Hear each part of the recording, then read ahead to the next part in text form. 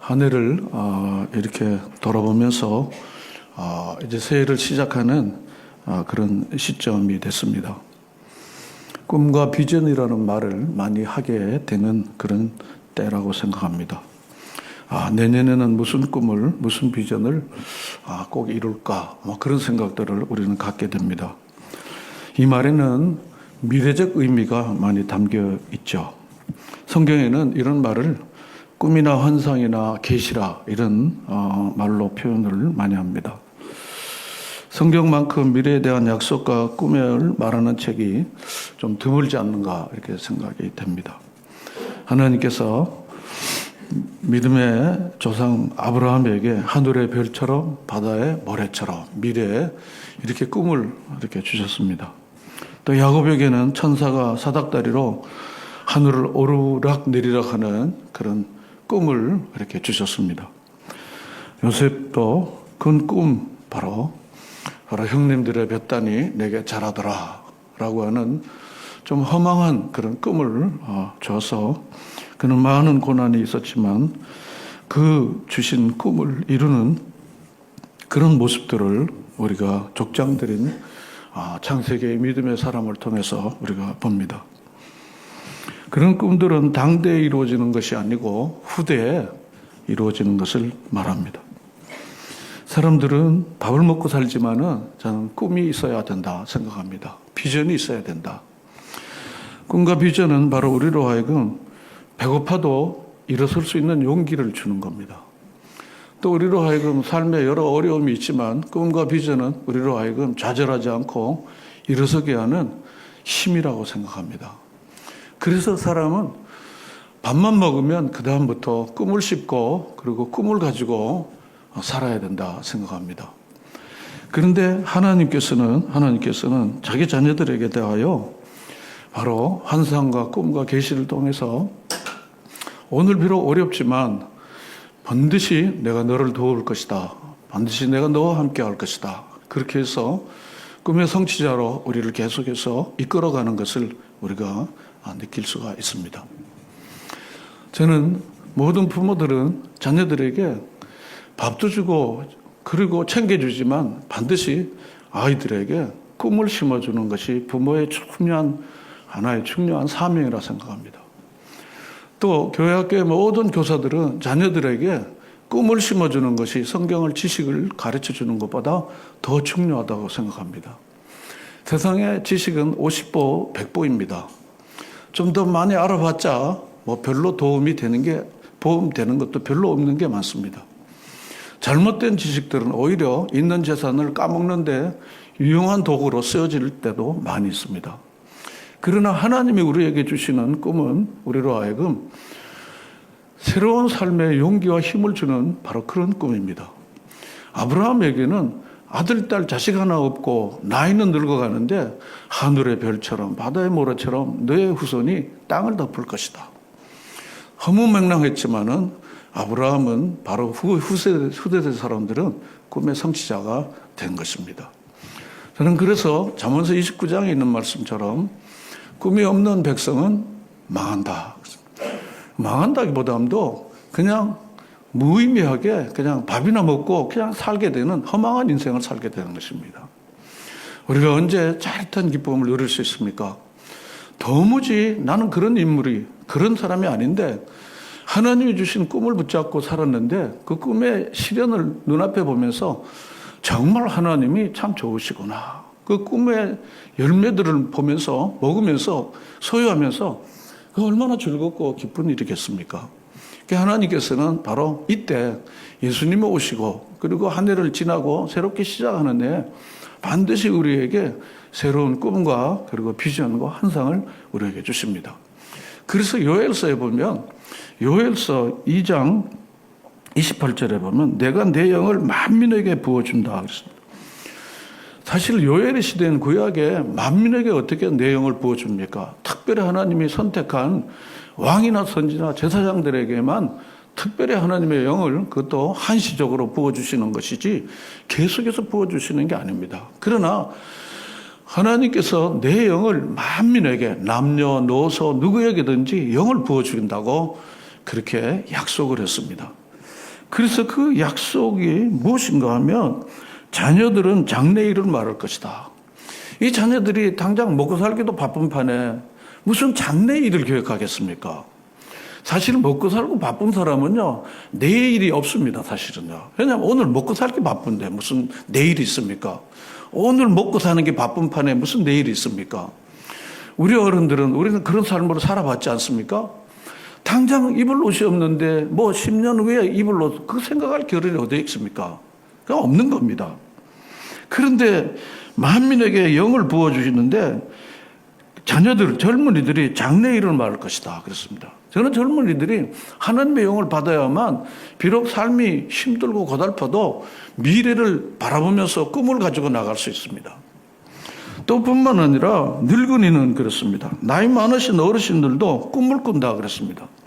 이런 나이 많으신 어른들도 죽지 못해 사는 게 아닙니다. 하나님의 영이 부어지면은요, 내가 그래도 기도할 수 있는데, 내가 그래도 움직일 수 있는데, 그래도 선한 일을 좀 해야지. 주님 앞에 내가 이 모습으로는 갈 수 없지. 하나님의 영이 부어지는 어르신들도 이런 꿈을 가지고 사는 분들은요, 삶의 모습과 형태가 다릅니다.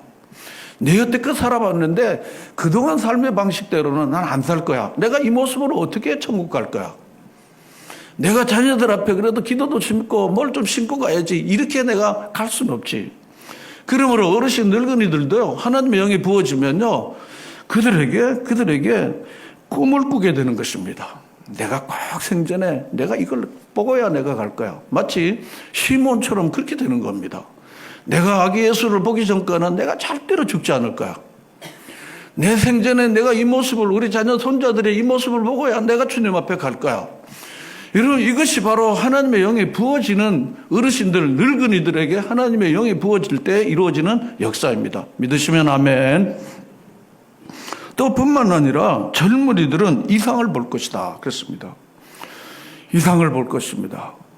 그러니까 젊은이들은 앞으로 되어질 일에 대하여 확신을 가지고 그걸 붙들고 나아가게 된다는 것입니다. 그런데 이것이 바로 사도행전 2장에 바로 성령이 충만하니까 요엘서 2장 28절이 사도행전 2장 17절로 그대로 이루어지는 것을 보는 것입니다. 너희 젊은이들이, 너희 자녀들이, 너희 늙은이들이 환상과 꿈과 계시를 보게 될 것이다 라고 말씀하셨습니다. 사실 오늘 이 이사야 9장의 말씀은요, 이스라엘 백성들에게는 절망 그 자체의 때입니다.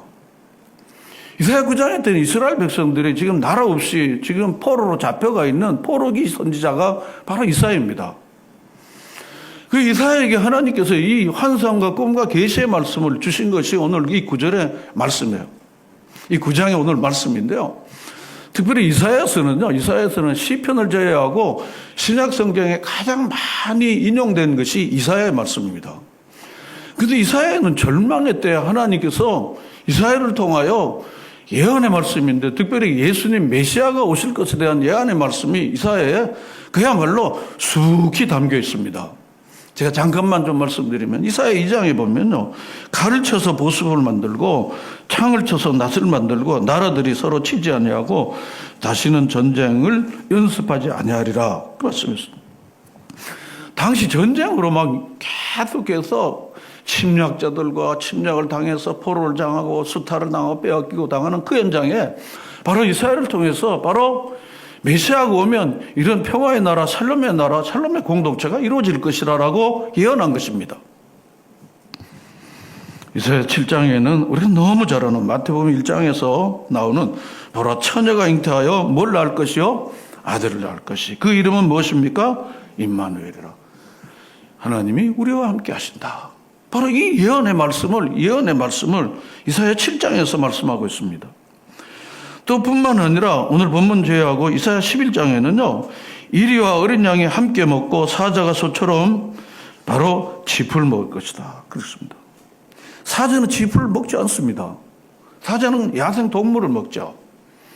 그러니까 약육강식하는 당시 공동체 안에서 강자와 약자가 서로 함께 어울려 지내는 소위 말하는 아름다운 공동체가 바로 오게 될 것이라고, 메시아가 오면 그렇게 이루어질 것이라고 하는 것을 예언하는 말씀이었습니다.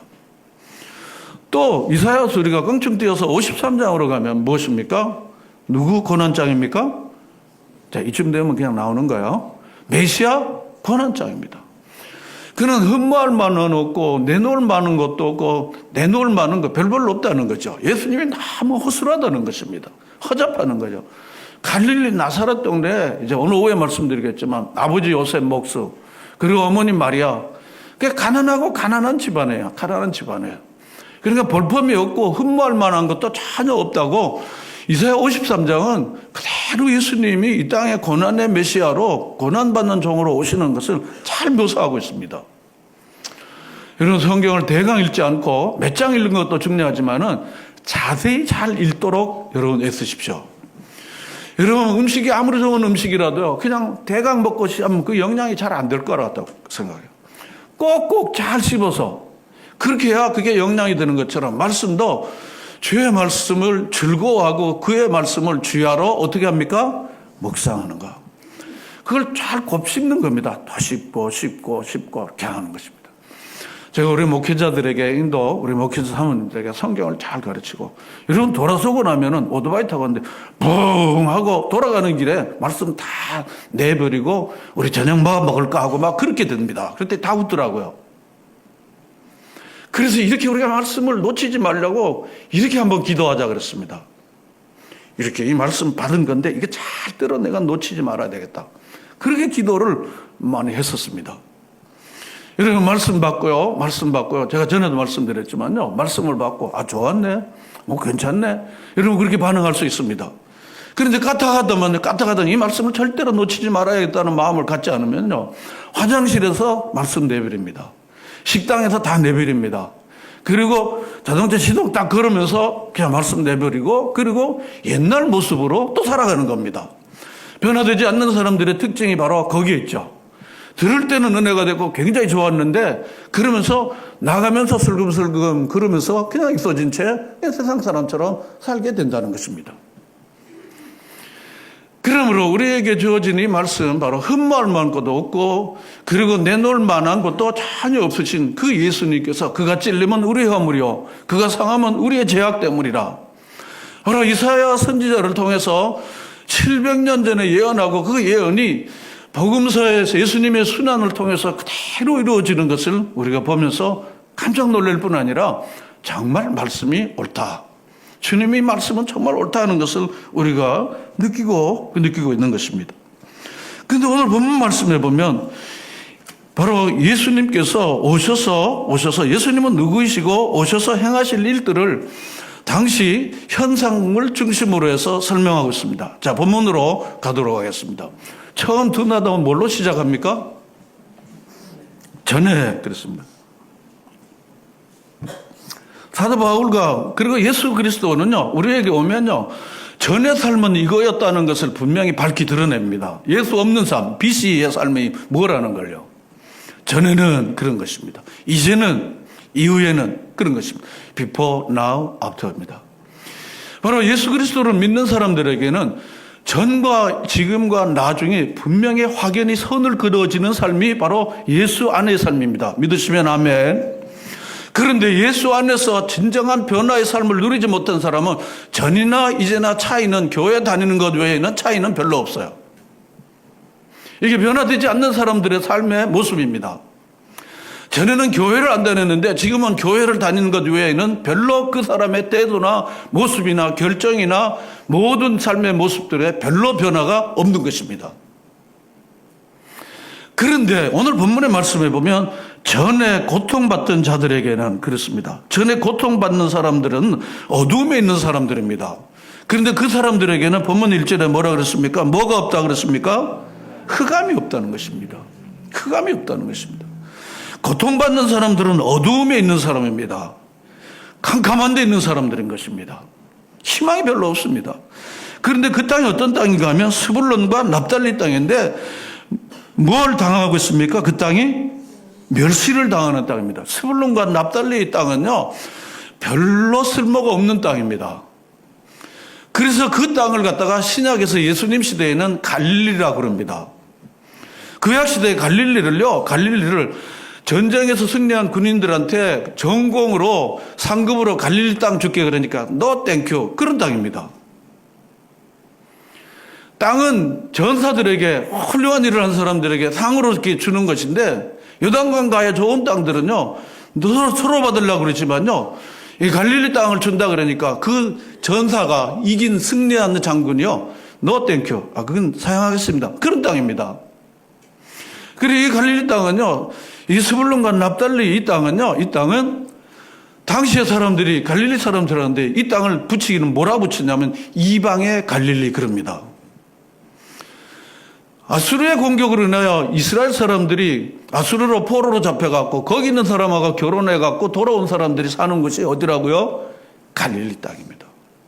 마치 사마리아 사람들 같은 그런 땅인 것입니다.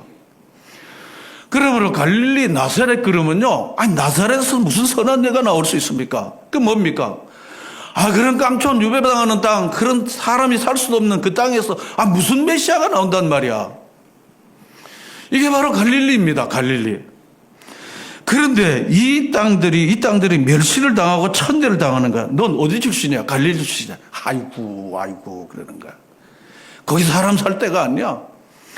여러분 인도 사람들에게 제가 물어보죠. 북부 비하르 파트나 그런. 아니 거기는 사람이 살 땅이 아니야. 어디 널 거기 갔다 왔어 그러는 거야. 여기 국제교회도 인도 친구들이 있어요. 너 비하를 갔다 왔냐? 갔다 왔냐? 거기 너 갔다 왔냐고. 거기 갈 일 없다는 거지. 실제로 테러가 있고, 가난이 있고, 그냥 온통 사람이 살 수 없는 땅입니다. 갔다 오신 분들 알겠지만요. 그러니까 거긴 사람 살 땅이 아니야. 멸시를 당하는 것입니다. 그런데 이방의 갈릴리라 그랬죠. 1절 하반절에 이방의 갈릴리. 그는 정통 이스라엘 거룩한 백성들이 사는 땅이 아닌 것입니다. 멸시를 당하고 천대를 당하는 땅인데 그런데 전에 그 땅에 흑암이 없어지고 그 땅을 어떻게 하신다 그랬습니까? 1절 하반절에 보면 갈릴리를 어떻게 해요? 영화롭게. 할렐루야. 정말 놀라운 일입니다. 그 영화롭게 하는 것입니다. 그러므로 문제는 우리가 멸시를 당하거나 천대를 당하거나 못 배웠거나 가난한 게 문제가 아닙니다.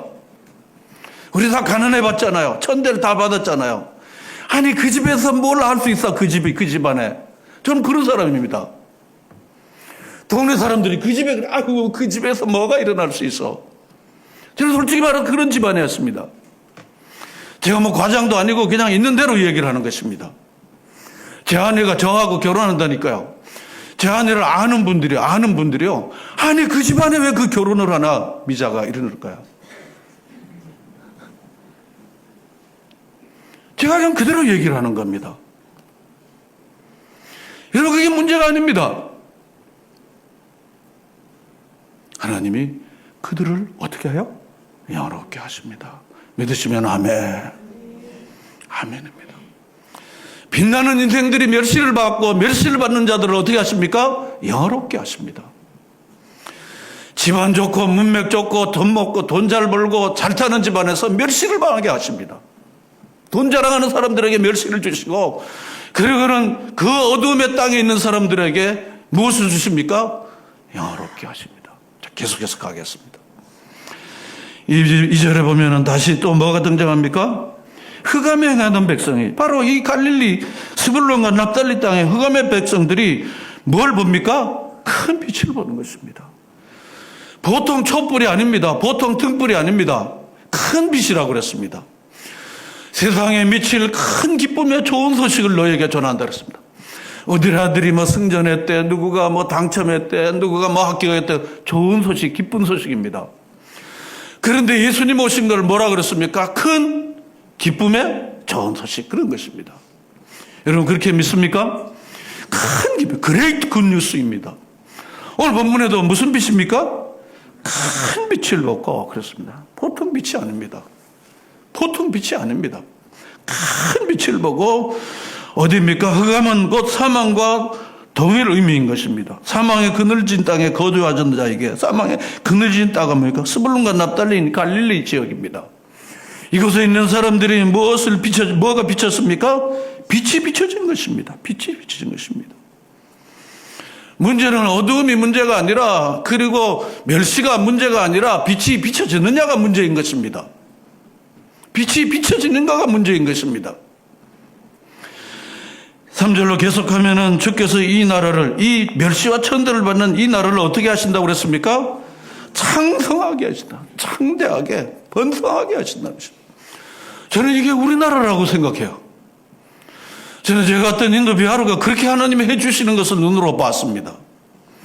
학교에 아이들이 수백 명의 아이들이 학교는 뭐예요?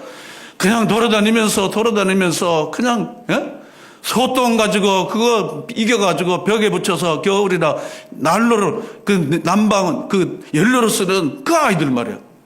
그리고 아니면 주변에 가서 돌 깨갖고 그러고는 1,000원이고 2,000원이고 3,000원 벌어서 겨우 호구지책을 겨우 할 뻔한 그 아이들이 학교를 세워서 수백 명의 아이들이 그 학교에서 공부를 하고 그러는, 그리고 찬양하고 예배하고 아이들이 얼마나 얼굴에 밝은 모습들을 우리가 할 때마다 보는 거 아니겠습니까?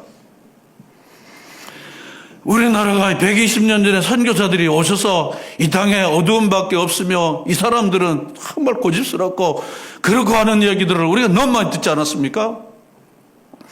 그렇지만 이 천대받고 그감에 있던 이 조롱을 받고 멸시를 받던 이 나라를 어떻게 하십니까? 3절에 보니까 창성하게 하셨습니다. 창성하게 하십니다. 그렇게 창성해서 뭐를 더하게 해주셨습니까? 즐거움을 더하게 해주신 것입니다. 그 즐거움을 두 가지로 말하는데 무슨 즐거우십니까? 추수하는 즐거움인 것입니다. 두 번째는 뭡니까? 전쟁에 승리한 군인들이 탈취물을 서로 이렇게 나누어가는 즐거움인 것입니다. 여러분, 추수하면서 얻는 즐거움이 얼마나 큰 것입니까? 봄, 여름에 너무 고생했는데 그리고 추수해서 그걸 팔아갖고 자기 꿈을 이루고 자기가 하고 싶은 일 하는 그 즐거움은 엄청난 거 아닙니까? 전쟁하는 군인이 나와갖고 전리품을 다 가지고 자기가 수고한 군인들과 함께 그 전리품을 나누는 그 즐거움인 것입니다. 하나님께서 바로 이와 같이 멸시천대를 받는 자기 백성들을 향하여 하나님께서 이 즐거움, 창대하게 할 뿐만 아니라 이 즐거움을 주실 것이다, 그런 것입니다. 그런데 이 즐거움이 주 앞에서 즐거워하는 것이다. 주님이 행하셨던 놀라운 일을 가지고 즐거워하는 것입니다. 오늘 본문에 보면 즐거움이라는 단어가 몇 번이나 나옵니까? 이 한 구절에 몇 번이 나옵니까? 우리 몇 번인가? 즐거워하노니 몇 번입니까? 4번이나 나온 것입니다. 저는 봉사하시는 분들에게 이야기를 합니다. 제가 인도에서 얘기했고, 여러분이 이 일을 하는 즐거움으로 하십니까? 아니면 의무로 하십니까? 여러분, 즐거움으로 하는 사람을 이겨낼 수가 없습니다. 의무로, 책임감으로도 물론 하는 것도 중요하지만 즐거움으로 하는 자를 이길 수가 없어요. 억지로 의무로 하는 사람을 이기는 방법은 간단합니다. 우리가 즐겁게 기쁨으로 하면 그 사람은 굉장히 무한해지게 됩니다. 할 수 없이 먹먹이포도청이라 하는 분들하고 그냥 즐겁게 기쁘게 하는 분들하고는 번지가 다른 것입니다. 창대할 뿐 아니라 이 백성들로 하여금 하나님께서 주시는 그 즐거움이 넘치게 한다는 것입니다. 넘치는 겁니다. 여러분, 무슨 일을 하든지 주님이 주신 은혜 때문에 즐거움으로 하시는 여러분 되시기를 바랍니다. 밥을 먹어도 하나님이 주셨으니까 감사함으로 먹으지 즐겁게 먹는 겁니다. 잠을 잘 때도 하나님께서 내게 이 잠잘 수 있도록 이런 좋은 공간과 그리고 모든 걸 주셨으니 감사함으로 즐거움으로 잠자리에 드시는 여러분 되시기를 바랍니다. 여러분, 직장에서나 혹은 일터에서 월급 받았을 때 하나님께서 내 직장을 주시고 이 어려운 때 하나님 나로 일하게 해주시고 이렇게 해갖고 이 많은 봉급을, 이 많은 돈을 얻을 수 있게 하신 하나님 감사합니다 하고 즐거움으로 여러분의 결과물을 누리시는 여러분 모두가 되시기를 바랍니다. 여러분, 그런 사람들에게는 하나님께서 즐거움을 더해 주실 거예요. 감사하는 사람에게 감사가 늘어나고요, 기뻐하는 사람에게 기쁨을 더해 주시고 즐거워하는 사람들에게 즐거움을 하나님께서 더해 주실 줄로 믿습니다. 그런데 불평하는 사람들은 있는 것도 빼앗기고 있는 자리도 잃어버린다는 사실을 꼭 기억하셔야 합니다. 저 사람은 억지로 해, 저 사람은 봉급 때문에, 저 사람은 그냥 할 수 없이 하는 사람이야. 여러분, 그 사람에게 무슨 인센티브를 주고 그 사람에게 더 좋은 자리를 누가 주겠습니까? 바보가 아닌 그 사람들에게는 더 이상 일을 주지 않을 것입니다.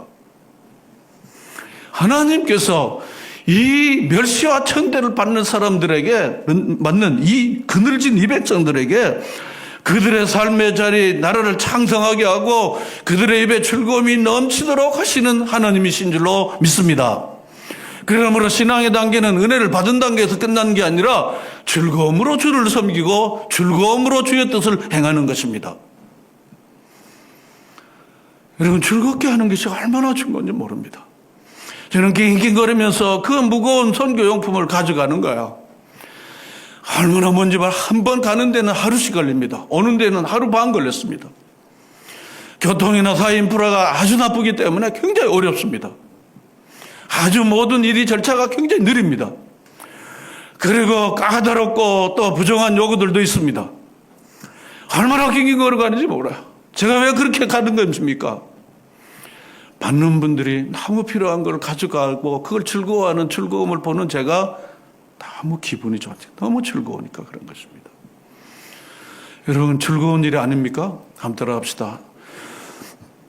주는 자가 받는 자보다 복됩니다. 여러분, 그렇게 믿으십니까? 여러분, 밥상공동체에 가서 밥상공동체에 가서 여러분 밥을 다 준비하고 봉사할 때 여러분 밥을 나눠주는 분들이 다 즐거워합니다. 다 기뻐합니다. 밥 잡수시는 분들도 고맙습니다, 감사합니다 먹지만은요, 이걸 준비하고 나눠주는 사람들의 즐거움에 비할 데가 없습니다. 비할 데가 없습니다. 팔 데가 없습니다. 그게 바로 그런 것입니다. 그런 것입니다.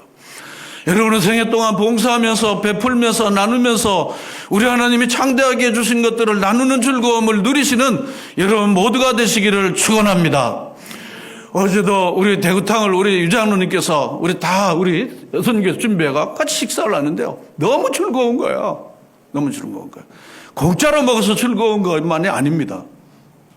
그 비싼 걸 공짜로 먹어서 즐거움이 아닙니다. 다 모두 먹으니까 너무 즐거운 거야. 입가에 미소가 많고 다 즐거운 것입니다.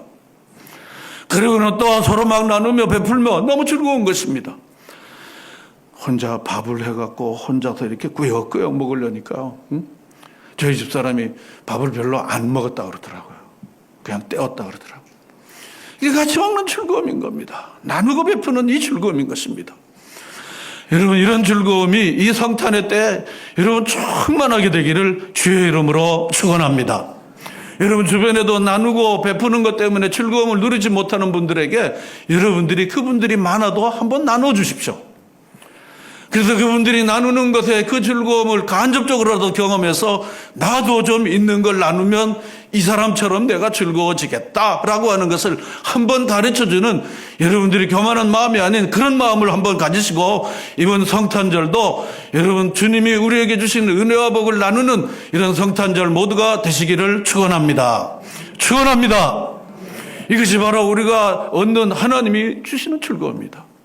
주님께서 우리가 행하시는 이 일을 바라보면서 기쁨을 이기지 못하시는 누구이십니까? 하나님이십니다. 넌 내 아들이구나. 넌 내 딸이구나. 넌 내가 준 걸 알고 내 마음을 알고 이렇게 나누고 베푸는구나. 넌 나의 아들이구나. 사랑하는 아들이구나, 딸이구나. 너 때문에 난 너무 기뻐서 기쁨을 도무지 참지를 못하겠구나. 기쁨을 이기지 못하겠구나. 여러분, 이 환상과 이 말씀이 여러분의 삶을 압도하시는 역사가 일어나기를 축원합니다. 4절로 가겠습니다. 이는 그들이 무겁게 맨 멍에와 그들의 어깨의 채찍과 앞지자의 막대기를 주께서 어떻게 하셨습니까? 다 꺾으셨습니다. 누가 하듯이요? 4절 하반절에 누가 하듯이요? 미디안. 여러분, 사사기 6장에 보면요, 미디안 사람들이 이스라엘 공격해갖고요, 이제 기드온이 이렇게 등장을 하는데요. 이 사람들이 농사를 지으면 미디안 사람들이 와서 다 훔쳐가는 거야. 다 탈취해가는 거야. 그 이스라엘 사람들이요, 미디안 사람들을 피해갖고 저 산에 가갖고 화전하듯이 조금 농사를 지으는데, 미디안 사람들이 거기 와갖고 또 훔쳐가는 거야. 그러니까 이스라엘 사람들이 도무지 살 수가 없는 그런 상황이 뭘 거야. 그렇지 않습니까? 그래서 무겁게 맨 멍에 그들의 어깨의 채찍 앞제자의 막대기로 인하여 이스라엘 사람들이 너무 고통을 당했는데 하나님께서 기드온을 들러다가 미디안을 어떻게 기드온의 몇 명의 용사요? 300명. 14만 5천에 이 미디안 용사들을 다 무찔렀던 것처럼 하나님께서 바로 그렇게 어떻게 해요? 행하시겠다는 것이야. 그렇게 행하시는 것입니다. 압제자들을 팍 눌러주시는 거야. 하나님 이 나라에 하나님 아버지 정권력으로 하는 모든 압제자들을 눌러주시옵소서. 그런 것입니다. 하나님 진리와 선의 최후 승리를 믿고 하나님 확신하며 나아가오니 주님이 직접 일하여 주시옵소서. 지금 섣불리 이야기하면 공격이 너무너무 심하기 때문에 누구든지 말을 잘 못하는 거예요. 이렇게 얘기하면 반대자들이 그냥 얼마나 득달같이 달라들어갖고 공격을 합니다. 우리나라는 공격성이 너무나 강한 것 같습니다. 민주주의가 발달돼서 개인의 의사표현의 자유와 모든 자유가 너무 극대화된 나머지 무슨 말을 하기만 하면 그 다음에는 공격이 오는 거야. 그러니까 어두운 때 지혜자들은 침묵한다고 하는 것입니다. 너무너무 공격이 많은 겁니다. 하나님 아버지, 주께서 이 압제자들을 누르시는 것처럼 하나님 개인 사욕이나 야욕에 입쓰는 자들을 주님께서 직접 그들을 꺾어 주시옵소서. 그들을 부끄러움으로 돌려 주시옵소서. 우리가 그렇게 기도하는 것입니다. 그렇게 하나님께서 행하신다는 거예요. 이스라엘 백성들은요, 바빌론으로, 아수르로, 블레셋으로, 페르시아인 바사로, 로마로 얼마나 많은 압제와 수탈을 당했는지 알 수가 없어요. 그런데 우리 하나님께서 이렇게 압제당하는 이 백성들을 향하여 그 압제자들을 다 어떻게 해요? 무너뜨리고 꺾으신다는 것입니다. 꺾으신다는 것입니다. 또 한 가지 더 나가면 5절에 보면 어지러이 싸우는 군인들과 군인들의 신과 그 군합니다. 피 묻은 겉옷이. 그렇죠. 전쟁에 나가고 죽이고 죽는 이 살상하는 이 군인들의 겉옷이 다 살라지게 된다. 더 이상 군복이 필요 없는 것입니다. 전쟁의 무기를 만들 필요 없을 정도로 그렇게 하나님께서 행하실 것이라는 것입니다. 그렇게 하는 것입니다. 여러분, 진정한 평안은 주님이 주십니다. 여러분 믿으십니까? 우리는 세상에 돈만 있으면 이제 평안할 거라고 생각해요. 집 없는 사람이 집만 있으면 평안할 거라고 생각해요. 그리고 뭐 없는 사람이 뭐만 있으면 평안할 거라고 생각합니다. 천만의 말씀 우리가 다 알지 않습니까? 그거 우리가 지금 옛날에 꿈에도 그리지도 못했던 것들을 지금 우리가 쉽게 다 구하고 지금 있는 거 아닙니까? 그렇지만 우리는 지금 평안하십니까? 우리가 옛날에 꿈에도 꾸지도 못했던 것들을 지금 다 쉽게 소유하고 사는데 우리가 진정으로 평안하십니까? 평안하지 않잖아요. 그러므로 주님이 주시는 평안을, 주님이 주시는 평강을 여러분들이 주님으로 인하여 이 평강을 누리시는 여러분 되시기를 축원합니다. 나누고 베풀면 주님이 평안을 주시는 거예요. 욕심장애에게는 평화가 없습니다. 누군가 눈치를 봐야 되고 누군가 계산해야 되기 때문에 평화를 가질 수가 없는 것입니다. 주님이 주시는 평화. 내가 너에게 평화를 주노니 이는 세상이 주는 것 같지 않으니 너는 마음에 근심도 걱정도 말라. 여러분, 하나님이 주시는 참 평강이 여러분의 삶을 이끌어가고 압도하는 역사가 일어나기를 축원합니다. 하늘에는 영광이요 땅에서는 그의 나심을 기뻐하는 자들 가운데 무엇입니까? 평화인 것입니다. 주님의 오심으로 인하여 나는 이제 참 평안해. 소화도 잘 되고 잠도 잘 자고 누구를 만나도 아무런 거리낌이 없어요. 내가 평강을 주려고 그러는데 내가 이 사람으로 이익을 얻으려고 그러지 않아요. 내가 이 사람에게 위로를 주고 이 사람에게 기쁨을 주려고 하는 자들에게는 하나님께서 참 평안을 내려주실 줄로 믿습니다. 여러분, 주님으로 인하여 참 평강이 넘치는 삶이 되어지기를 축원합니다. 조금 가난해도 평안하게 사는 것이 조금 많이 가져도 불안하게 사는 것보다 훨씬 낫지 않을까요? 여러분 어떻습니까? 밥을 5그릇 먹습니까? 10그릇을 먹겠습니까? 10그릇 먹을 돈이 있다 할지라도 그냥 하루는 그냥 그런 것입니다. 밥을 먹든 국수를 먹든 라면을 먹든 건강하게 그저 3끼를 먹는 것입니다. 밥 10그릇 벌려고 너무 애쓰다가 평안을 잃어버리는 어리석음이 현대인들이 가지고 있는 무서운 병입니다.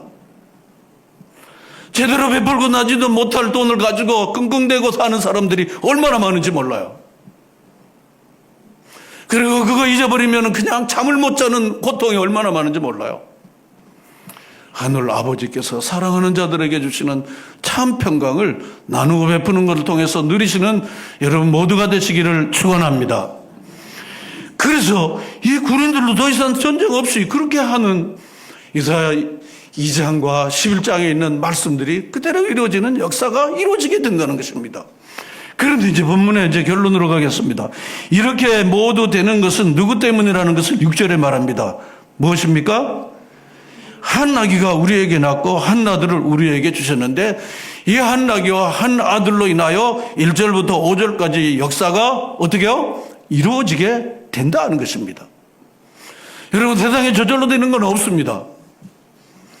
지금 우리가 저녁에 해지고 아침에 해 뜨는 것도 하나님께서 이 역사의 주관자로, 자연세계의 주관자로 모두 하심으로 지금 저녁에 해지고 또 아침에 맞는 것이지 저절로 되는 게 아닙니다.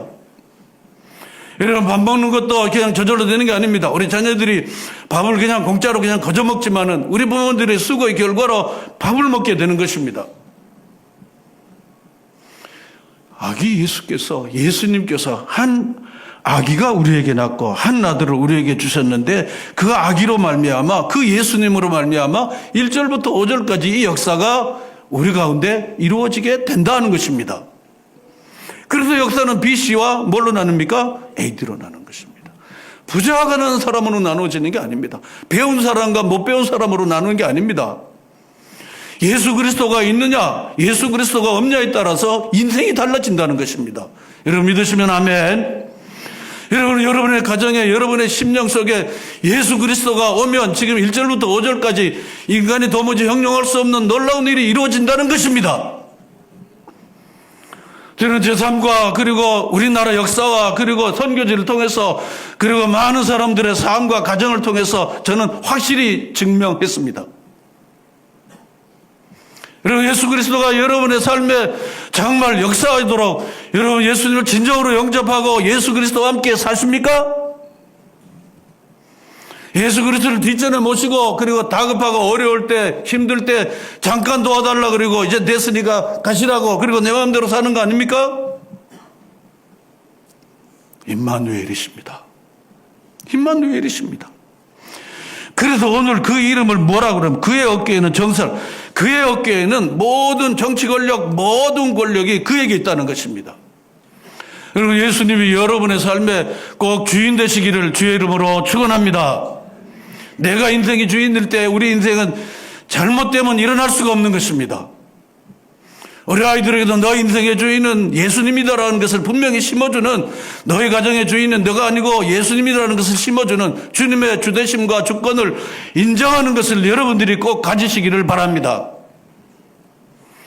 그런데 그 권세 가신 그 주님의 이름을 5가지로 이야기하는데 첫째는 무엇입니까? 기묘자. 여러분, 기묘자가 뭡니까? 원더풀이라는 영어를 씁니다. 놀라운 일을 행하시는 분이십니다. 인간이 계획하고 인간이 도모하는 것보다 형용할 수 없는 놀라운 일을, 원더풀 띵스를 행하시는 분이 하나님이시다는 것입니다. 인간은 흉내도 낼 수 없는 놀라운 일을 행하시는 분이 하나님이십니다. 여러분, 놀라운 일을 행하신 하나님께서는요, 인생을 구원하시려고 자기가 사람이 되어서 이 땅에 오신 거예요. 이거 누가 할 수 있는 일입니까? 죄 많은 인생들을 위하여 자기 자신이 십자가에 못 박혀 죽으시는 엄청난 일을 행하시는 분은 누구이십니까?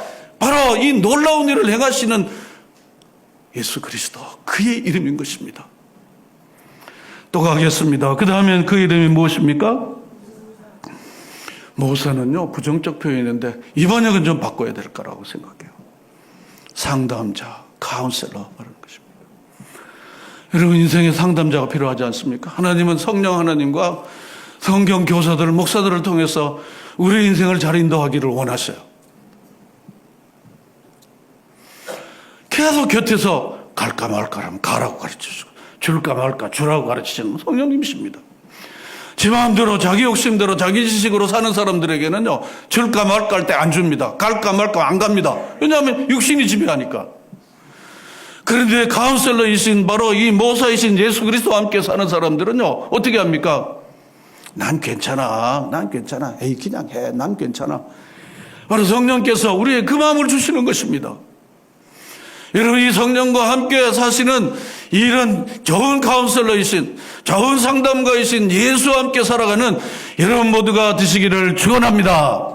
주님 오셔서 우리를 그렇게 만들어주시는 거. 우리가 몰라부터 그렇게 생겨먹은 게 아니에요. 우리는 죄로 말미암아 인간의 잘할 수 있는 일은 욕심 부리는 것밖에는 다 잘하는 게 없는 존재인 것입니다. 성질 내고 기분 나빠하는 것이 인간의 본성적인 것입니다. 그런데 성령님께서 와서 네 마음을 고쳐주고 마음을 새롭게 함으로 변화를 받고 하나님의 선한 뜻대로 살도록 성령께서 우리의 카운슬러가 되어서 우리를 고쳐주시는 거예요. 그러므로 여러분 누구를 친구로 삼고 누구를 가까이 대하겠습니까? 예수 성령님과 함께 동행하는 여러분 모두가 되시기를 축원합니다. 바로 모사, 카운슬러 성령인 것입니다. 세 번째 누구십니까? 못하실 일이 없으신 하나님이십니다. 예수님은 죽은 자도 살리시는 분이십니다. 나사로 살리셨잖아요. 무리를 걸어 다니시는 분입니다. 엄청나게 복음서에는 놀라운 기적을 행하시는 정말 전능하신 하나님이십니다. 그 이름 예수 그리스도입니다. 그런데 다음엔 뭐라고 나왔습니까? 그분은 어떤 아버지라고요? 여러분 영전에 뭡니까? 한문 표현이지만 영원히 임마누엘 하시는 분이십니다. 영원히 존재해서 내 곁에서 나를 도와주시는 분이십니다. 믿으시면 아멘. 영원히 나를 도와주시는 분. 여러분 부모가 자녀를 평생 도와줄 수 있습니까? 계속 앞서 서비스할 수 있습니까? 부부가 계속 평생 이렇게 도와줄 수 있습니까? 천국까지 가도록 부부니까 당신 나의 조력자로 계속 도와줄 수 있습니까? 아무도 내 평생에 내 곁에서 나를 도와줄 분이 없습니다. 영존하시는 누구이십니까? 아버지이십니다. 아버지. 그분 예수 그리스도이십니다. 내가 세상 끝날까지 너희와 항상 어떻게 해요? 함께 하겠다. 정말 그렇습니다. 저는 인도에 참 넓은 땅에 이것저것 다니는데요. 너무너무 막 그런 거예요. 그렇지만 제 마음속에 든든한 게 있어요. 든든한 게 있어요. 응? 주님이 나와 함께 하셔서 주님이 가라고 하시는 길에 가는데 뭐 응? 주님이 하라고 하시는 일을 하는 건데 뭐 제 마음에 든든한 게 있었습니다. 든든한 게 있었습니다. 여러분이 영전하시는 아버지신데 그분은 무슨 왕이십니까? 마지막으로 평강의 왕이십니다. 다시 평화를 이야기합니다. 여러분 평강의 왕이신 주님이 우리 안에 마음껏 일하시도록 주님께 모든 주권을 양도하십시오. 고집 부려봤자 별 볼로 없어요. 망하는 길만 남은 거예요. 주님 나를 다스려 주십시오. 주님의 뜻대로 살겠습니다. 마리아처럼요. 응? 마리아처럼 주님의 뜻대로 하겠습니다. 여러분 인간이 똑똑해봐야 하나님의 어리석음만 못하는 것입니다. 하나님의 어리석음은 인간의 지혜보다 훨씬 더 나으십니다. 그러므로 이제 해를 지나고 새해를 맞이하는 우리 모두가 하나님 아들 예수 그리스도가 우리 집안에 내 심령에 우리 교회 이 땅에 하나님 꼭 주인 되어 주십시오 뿐만 아니라 주인으로 어떻게 해요? 모시겠습니다. 주인이라고 말만 하고 모시지 않으면 뭡니까? 그 박대하는 거 아닙니까? 박대하는 거예요. 오시라 그래 놓고 그냥 박대하고 자기 볼만 보면 이게 뭐야 이거 그런 겁니다. 그러므로 그것을 모두 이루시는 것은 7절 하반절에 보면 만군의 여호와의 뭐라 그랬습니까? 열심. 하나님이 열심이에요. 하나님이 열심. 하나님이 우리를 사랑해서 우리는 제 마음대로 세상 길로 가도 10번 100번 나가던 우리가 이 자리에서 하나님을 아버지라 부르고 예배하고 살게 되는 것은 무엇 때문입니까? 여호와의 열심이, 하나님의 열심이 나를 붙잡아 주신 거예요. 하나님이 붙잡아 주신 거예요. 이제 대강절을 지나고 성탄절을 눈앞에 두고 있습니다. 여러분 이 예수 그리스도를 우리가 분명히 아는 거예요. 경험했습니다. 그러므로 알고 경험하고 그러고는 기쁘다 구주 오셨네 이 찬송을 여러분들이 정말 마음 깊은 곳에 알고 부르시는 여러분과 제가 될 수 있기를 바랍니다. 그저 성탄절이라고 그냥 공휴일이고 노는 날이고 이게 아닙니다. 이제 크리스마스가 없어졌잖아요. 해피 할리데이로 바뀌어졌잖아요. 해피 할리데이요. 즐거운 공휴일이 됐습니다. 즐거운 공휴일이 됐습니다. 여러분 마음 깊은 곳에 주님이 이 땅에 오셔서 너무 감사합니다. 우리 집안에 내 생에 오셔서 너무 감사합니다. 이제 주님과 함께 정말 살겠습니다. 주님을 높이면서 주님의 뜻대로 그렇게 살겠습니다. 이렇게 고백하는 여러분과 제가 또 우리 교회와 이 땅의 나라가 될 수 있기를 위해서 우리 시간 다 같이 한번 진실한 마음으로 기도하겠습니다. 주님 감사합니다. 멸시를 당하고 하나님 아버지 고통을 당하고 흑암에 행하던 저들에게 하나님 이 즐거움을 우리에게 주시고 하나님 아버지 참으로 정말 모든 것들을 깨뜨리고 참된 평강을 저에게 주신 것 너무 감사합니다. 하나님 아버지 놀라운 일을 행하시는 기묘자이십니다. 카운셀러이십니다. 전능하신 하나님이십니다. 영존하시는 아버지이십니다. 평강의 왕이십니다. 하나님 아버지 일을 행하신 하나님 아버지와 우리 주 예수 그리스도 우리에게 감동을 주시는 성령 하나님 찬송과 영광을 올립니다. 멸관 들여 주님께 올리게 하시고 하나님 아버지 주님 이 영광을 누리는 모든 주의 자녀들이 되게 하옵소서. 할렐루야. 주님 찬양합니다.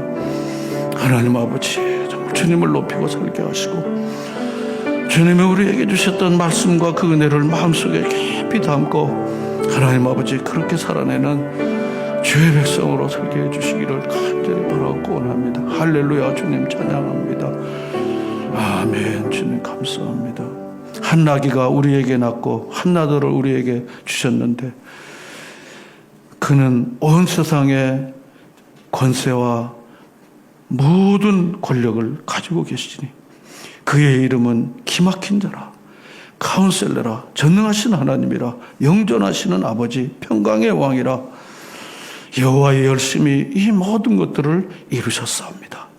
하나님 정말 하나님이 우리 하나님 되신 거 감사합니다. 하나님 우리 아버지가 되신 거 감사합니다. 우리 주 예수 그리스도로 말미암아 정말 흑암과 고통과 멸시를 당하고 하나님 아버지 사망의 그늘에서 고통을 당하던 우리에게 하나님 참된 즐거움과 이 평강을 우리에게 내려주신 거 감사합니다.